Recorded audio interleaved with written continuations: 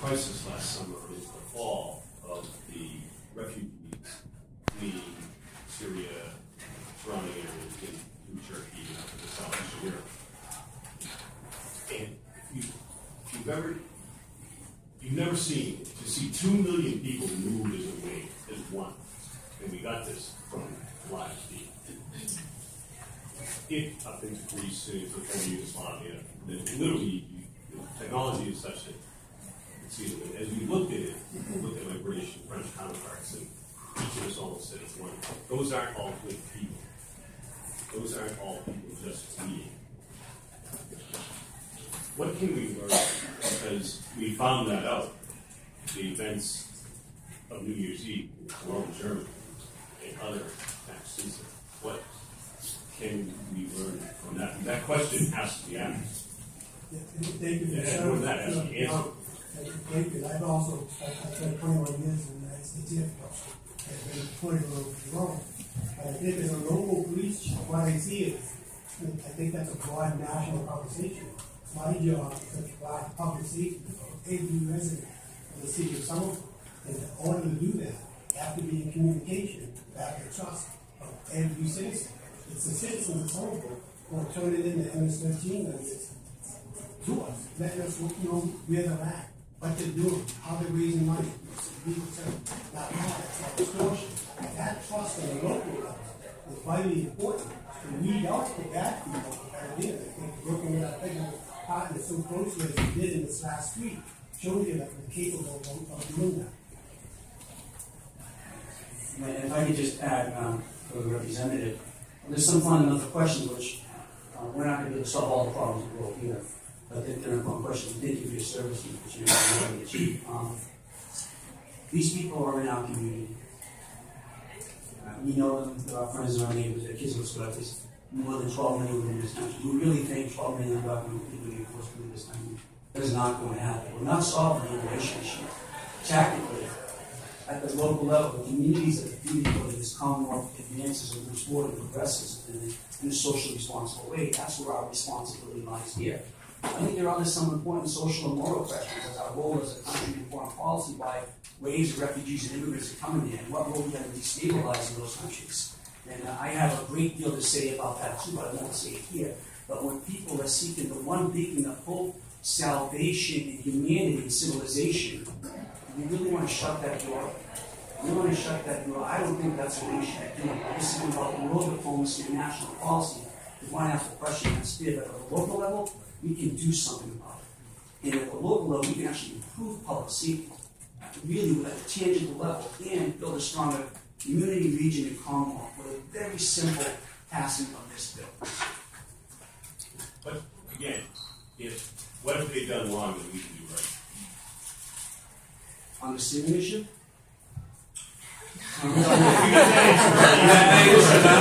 testifying before the wrong panel. What, immigration-wise, what can we learn from your experience in the last 6 months to make our cities, our citizens, our immigrants? It's probably an unfair question to ask in this video, but it's a question that's going to be asked and answered at this level. This isn't a foreign policy discussion, or a diplomatic or defense, or a homeland security discussion. This is a discussion of certain cities and the city of this Commonwealth. Yeah. I think, being a local police chief, providing public safety is very difficult. I think you really can't look beyond the borders of Somerville, part of Ryder. You meet with a couple of major city chiefs and get their guidance and really try to act in unison. But coming up with the ranks of the city of Somerville Police Department, I just learned that from a very early level on that the police cannot solve issues alone in the community. The only way to solve any issue, whether it be immigration, drugs, gangs, violence, domestic violence, is working in conjunction with the community. And the community is every resident of Somerville, regardless of their immigration status.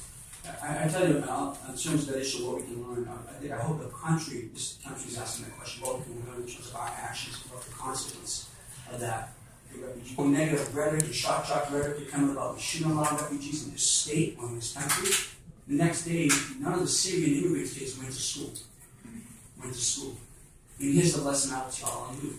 And when we sat, we how they hands. You bring them into our community. You don't create a bubble. We double down on that community, our civility, and our engagement as a community. That's a lesson that we should learn. And if I may reply to a question you asked directly, I don't think there's any population of people which is 100% good, ever, anywhere. And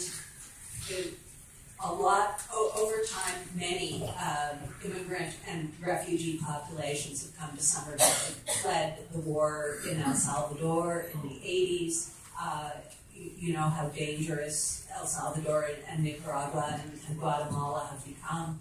We have probably, not the hugest number in the state, but at least 100 unaccompanied minors who fled that region in our public schools. And the mayor and the chief, I think, have been modest about how proactive their role has been. The police department holds regular meetings with leaders of the immigrant community, with the pastors of their churches, and this has been going on for years. And this is the way that trust is built. This is why when there is information about someone that's dangerous to the community, folks will dare to come to the police. Folks from countries where people in uniforms are scary people, and you don't want to get yourself and your family in a world of pain by informing on everyone. But this can be achieved, and it is a completely different paradigm from the paradigm of we represent law enforcement, a monolithic law enforcement, and whatever you may have violated, we will get you for it. So that's an important message to people whose status is not may not be clear, or may be in the process of being adjudicated, or in mixed status families. It's tremendously important to know that whatever their difficulties are with immigration, it won't get them in trouble with local police. It's kind of similar to